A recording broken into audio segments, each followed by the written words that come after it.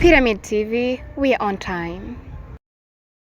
Yes my people, abakunzi bakunda iterambere ry'umuziki ndundi, abakunzi bakunda iterambere ry'umuziki wa kabiri gatanu. My name is Mr. Black, wa musore wanyu yama abashikiriza yama exclusive news, yama best interview guys. Gumana nanje, gumana natwe.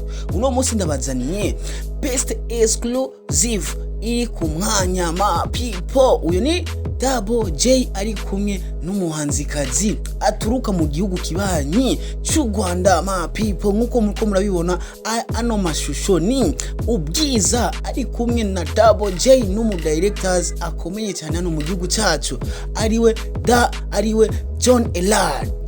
Ayo n'amasanamu ariko arakogwa mu ndirimbo yabo nshasha igiye gusohoka vuba cyane. Ni indirimbo izoba isa neza, ni indirimbo izoba ifise amashusho meza cyane, ni indirimbo izoba ifise amajambo ma people. Kubera Double J turamuzi, Ubwiza turamuzi, n'abantu bafise imbaraga nyinshi cyane mu kwandika ma people. Kumana nanje rero turindiranye iyo ndirimbo igiye gusohoka vuba cyane ya Double J ari kumwe na Bwiza.